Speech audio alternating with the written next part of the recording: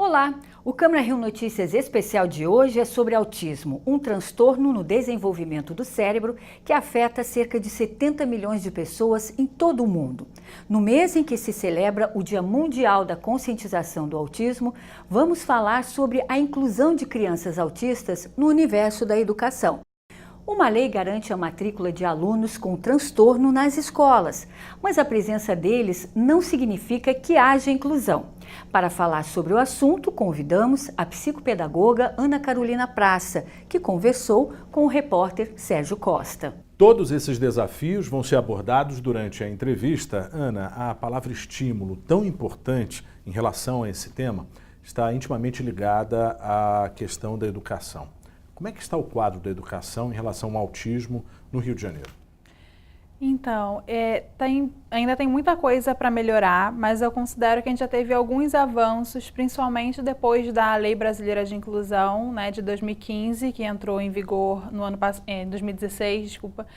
E depois dessa lei, muitas coisas mudaram. Mas principalmente nesse sentido dos estímulos, acredito que ainda tem um passo muito grande a ser dado.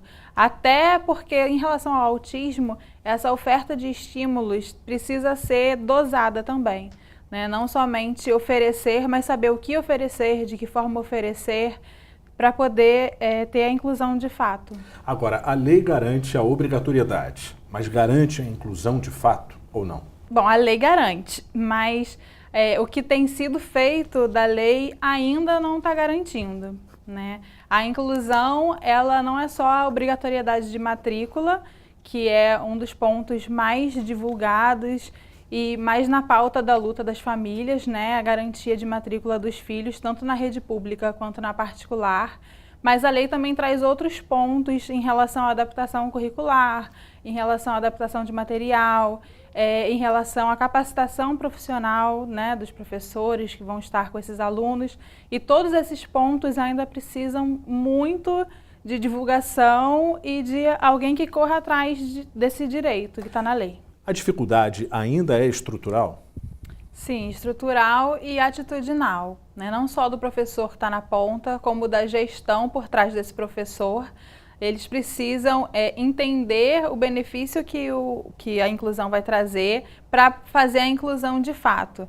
Mas muitas escolas ainda precisam, também vendo essa questão estrutural, falando em termos de infraestrutura, precisam das adaptações básicas.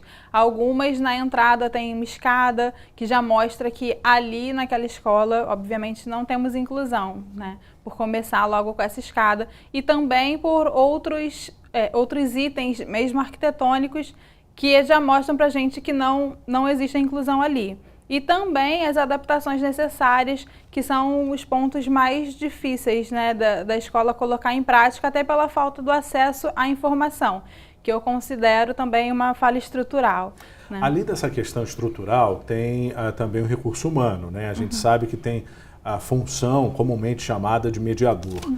Isso é presente nas escolas ou cada vez mais raro? O mediador, hoje em dia, ele está mais presente nas escolas, se a gente for comparar, né, ao longo do tempo, mas ainda não se sabe, apesar de estar na lei, né, o papel do mediador ou agente de apoio, como está escrito na lei, mas se referindo à mesma pessoa, né, apesar de estar na lei, não tem ali qual o grau de instrução que ele precisa ter, não tem qual o papel daquele funcionário na escola. A única coisa que está especificada e que está bem clara é que esse profissional, hoje em dia, ele precisa ser contratado pela instituição de ensino. Isso muda em relação a escolas particulares ou públicas, né? Ou seja, ainda há um atraso até em relação às escolas particulares. Sim, bastante. Atualmente, em termos de inclusão, a escola pública consegue estar à frente das escolas particulares. Pela questão de custo, né? Porque agora, como eu estava falando do mediador, a escola que tem que contratar esse profissional, então já gera mais um custo. As adaptações arquitetônicas, rampa, em alguns casos elevadores, mais custo. Muitas instituições classificam apenas como uma obrigação e não um dever de casa que precisa ser feito de forma democrática. Sim, sim. E é importante ressaltar que muitas instituições falam da Lei Brasileira de Inclusão, né, que é de 2015, como se a obrigatoriedade das adaptações começasse em 2015. Mas não, tem itens que estão na Lei Brasileira de Inclusão que já estavam previstos, inclusive na Constituição Federal de 88 e outras leis bem antigas também. Então, essa lei nova, né, de 2015, ela juntou vários pontos que, na verdade, sempre foram cobrados. Como mudar essa realidade? Você defende a questão do plano educacional individualizado, é isso? Sim. Como é que é isso na prática? Então, na prática, eu acho que é o ponto fundamental para a inclusão acontecer, né? Porque o ponto mais falado é a matrícula, mas a criança matriculada não está efetivamente incluída.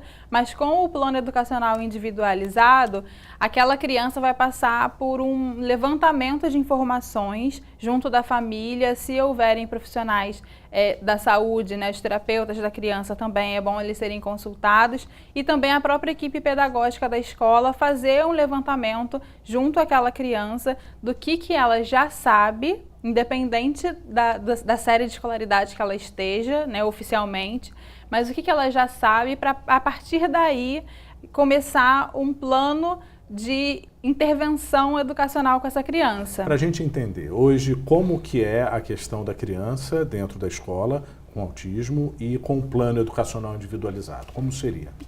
Bom, hoje a criança com autismo, ela entra na escola, algumas vezes com mediador, outras ainda sem mediador.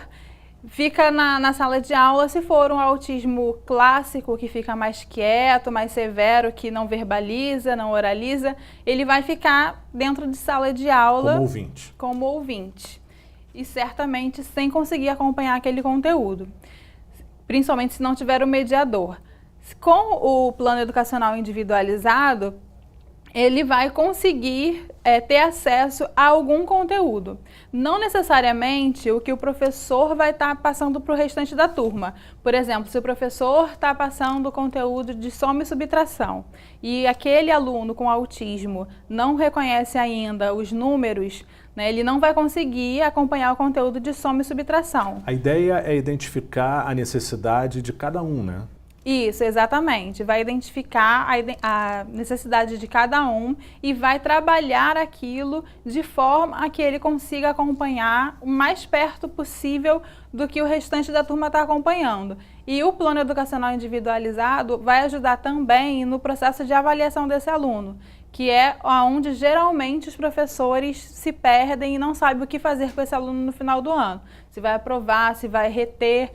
Como é que vai avaliar, já que ele não acompanhou o conteúdo dado formalmente, né, para o restante da turma. E no plano educacional individualizado vai estar prevista a avaliação daqueles quesitos ali que foram levantados no início. A gente fala muito da questão da criança, né, do acesso à escola nos primeiros anos, né? Mas a gente sabe que o jovem com autismo consegue chegar à universidade, tem todas as possibilidades, se for estimulado e se for encaminhado da forma correta. O que a gente pode esperar das futuras gerações, Ana? As futuras gerações, elas têm tudo para ter sucesso, né? Aonde quer que eles queiram ter sucesso, aonde quer que eles desejem estar, eles têm tudo para conseguir estar aonde eles querem estar. Eles precisam agora, então, para pensar nesse futuro, eles precisam agora ter acesso aos estímulos corretos, né, adequados, de acordo com as suas necessidades. Não adianta a gente falar do autismo como se fosse um autismo, né, e como se fosse uma receita de bolo do que o autista precisa. Cada autismo vai precisar de uma receita de bolo. Né? Então não tem uma fórmula única, mas se cada um deles tiver acesso ao que eles realmente precisam individualmente, aí eles têm tudo para chegar onde eles querem chegar. A palavra-chave é estímulo. A palavra-chave é estímulo, estímulo adequado. Ana, muito obrigado pela sua participação. Voltamos com você, Simone. O Câmara Rio Notícias Especial de hoje fica por aqui. Até a próxima. Tchau.